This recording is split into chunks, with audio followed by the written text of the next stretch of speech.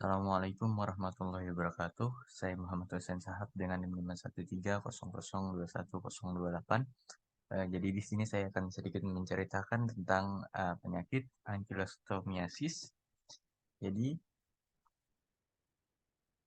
apa itu ankylostomiasis? Ya, jadi ankylostomiasis adalah penyakit yang disebabkan oleh cacing, yang dimana yang disebut cacing tambang atau hookworm, yaitu jenis cacingnya yaitu Necator americanus dan Ankylostoma duodenale.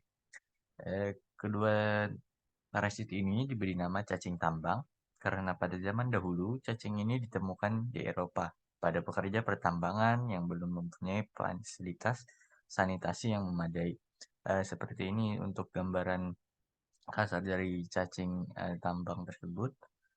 Kemudian, adapun gejala yang bisa muncul apabila terinfeksi dari cacing tambang tersebut. Yang pertama, ada gejala larva, di mana bila banyak larva filariform sekaligus menembus kulit, maka terjadi perubahan kulit yang disebut ground itch, yang dimana akan membentuk pola seperti area yang merah ini, dimana ini merupakan tempat larva tersebut berjalan-jalan.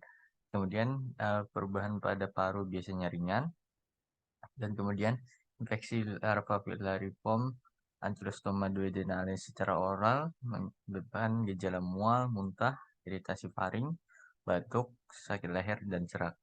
Kemudian gejala yang muncul apabila sudah pada tahap cacing tersebut menjadi dewasa, di mana tergantung pada spesies dan jumlah cacing pada dan keadaan gizi penderita. Pada cacing Necator americanus akan mengisap darah di dalam usus halus. Pada infeksi kronik ataupun yang sudah lama, infeksi berat, maka akan terjadi anemia hipokrom milositer. Di samping itu juga terdapat eosinofilia, nyeri perut di bagian atas, dan muntah.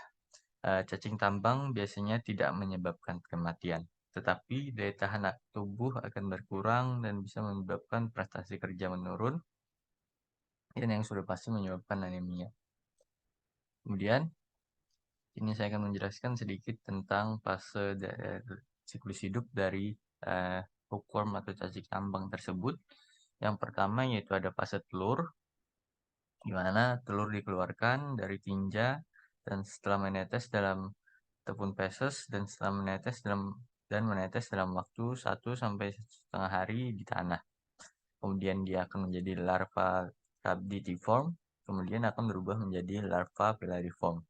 Dalam 3 hari yang tadinya berupa larva rhabditiform tumbuh menjadi larva filariform yang dapat menembus kulit dan dapat hidup selama 7-8 minggu di tanah. Kemudian setelah itu larva filariform tadi bisa menembus kulit dan kemudian akan ke kapiler darah, kemudian bisa menuju ke jantung kanan, kemudian bisa ke paru, bronkus, trakea, laring, kemudian dia akan ke usus halus. Cacing dewasa dia hidup menetap di rongga usus halus. Infeksi terjadi bila larva filariform menembus kulit. Infeksi Ankylostoma duodenale juga dapat terjadi dengan menelan larva filariform.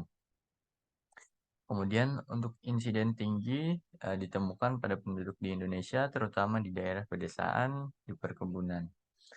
Tanah yang kemungkinan banyak tumbuh ataupun banyak adanya larva dari hookworm ini yaitu tanah gembur ataupun tanah pasir, tanah humus.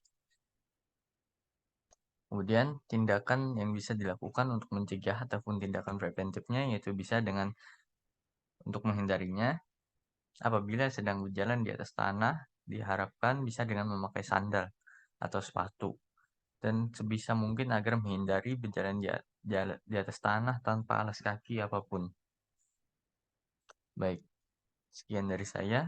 Terima kasih. Jazakumullah khairan katsira. Assalamualaikum warahmatullahi wabarakatuh.